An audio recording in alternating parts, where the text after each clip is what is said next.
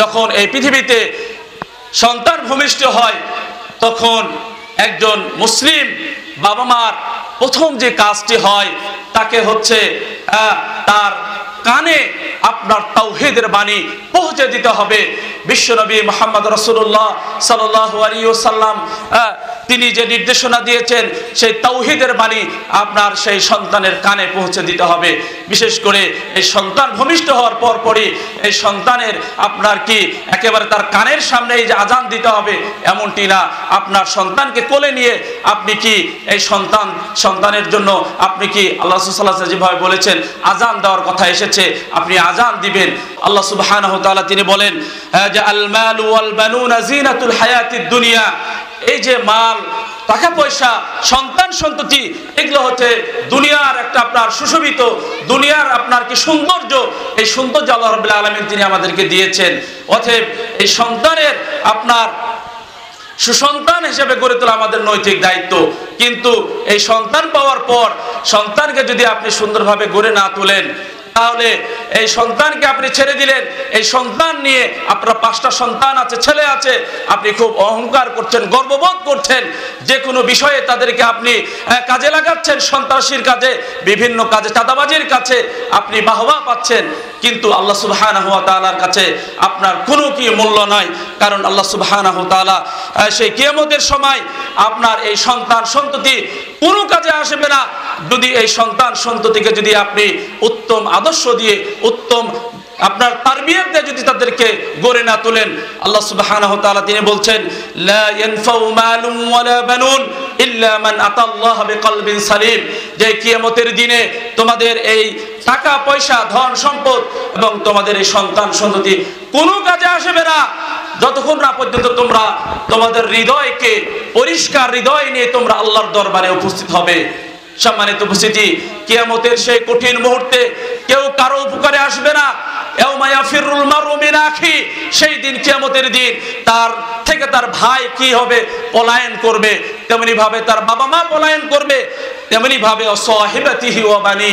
আল্লাহ সুবহানাহু ওয়া তাআলা তিনি বলছেন সেই দিন এই আদরের সন্তান, এই আদরের স্ত্রী কেউ আপনার কোনো কাজে লাগবে না যতক্ষণ না আপনি তাদেরকে উত্তম তারবিয়ত দিয়ে উত্তম শিক্ষা দিয়ে তাদেরকে লালন পালন করবেন, ততক্ষণ পর্যন্ত এই সন্তান আপনার কোনো কাজে আসবে না, আপনার থেকে পলায়ন করবে, আপনার কোনো পরিচয় দিবে না যদি আপনি দিনদার ইমানদার না হন।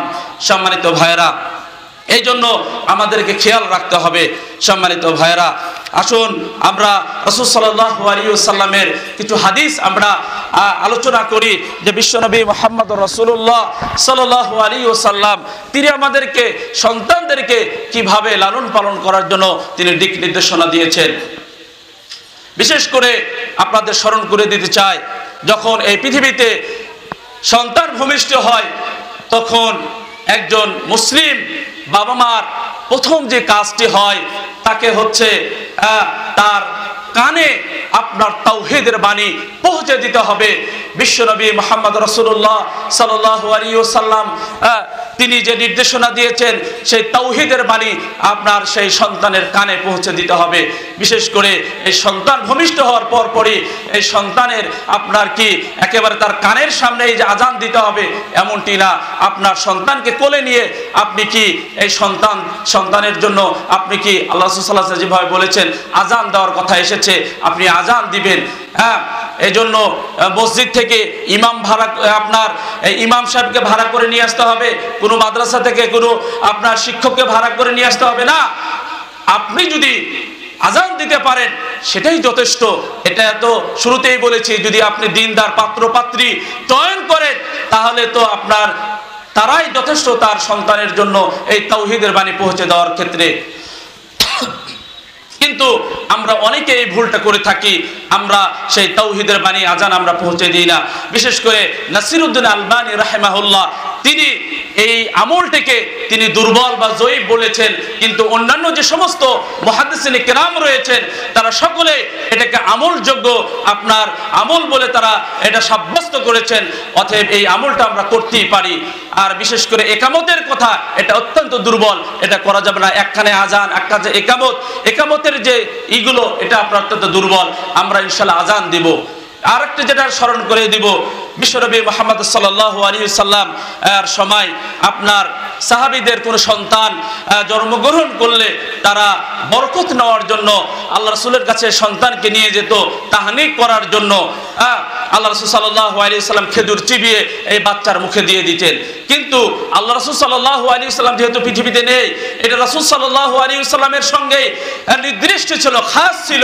অতএব এই তাহনিক করার বিষয়টি আপনার এটা অন্যর কারো কাছে বারাকাতের উদ্দেশ্যে যাওয়ার আপনার কোনো সুযোগ নেই।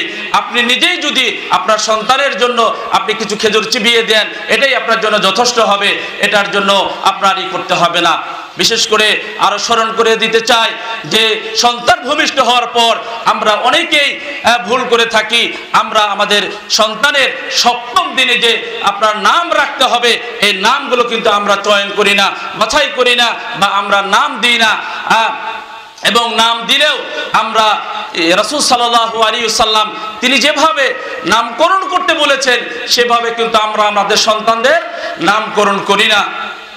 অথচ বিশ্বনবী মুহাম্মদ রাসূলুল্লাহ সাল্লাল্লাহু আলাইহি ওয়াসাল্লাম তিনি বলেন, ইন্না হাব্বা আসমাইকুম মিনাল্লাহি আব্দুল্লাহ ওয়া আব্দুর রহমান।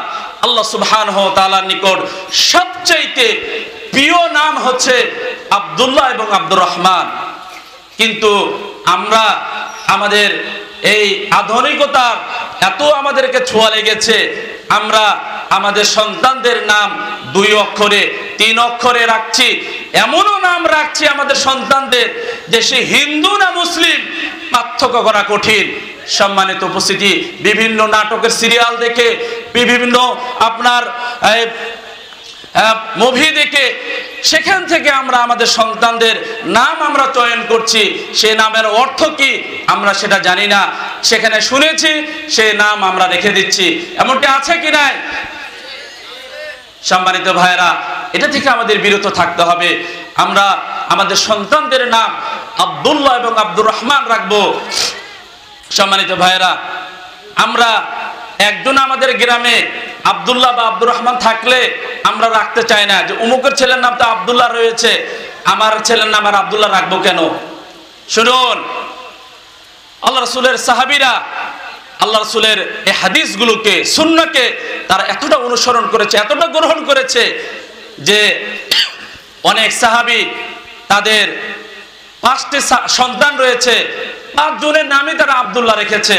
আব্দুল্লাহ আউয়াল, আব্দুল্লাহ সানি, আব্দুল্লাহ সালেস, আব্দুল্লাহ রাবে, আব্দুল্লাহ খামেস। এমনও আছে যে বাবার নাম আব্দুল্লাহ, সন্তানের নামও আব্দুল্লাহ রেখেছে। আল্লাহ রাসূলের হাদিসের প্রতি তাদের এতটা ভালোবাসা ছিল, এতটা মহব্বত ছিল। কিন্তু আমরা এমন কিছু নাম রাখছি যে নামের কোনো অর্থ নেই। এগুলো থেকে আমাদের বিরত থাকতে হবে।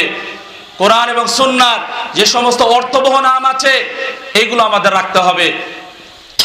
এবং সাহাবায়ে কেরাম তারা যে তাদের সন্তানদের যে সমস্ত নাম রেখেছেন এই নামগুলো আমাদের রাখতে হবে।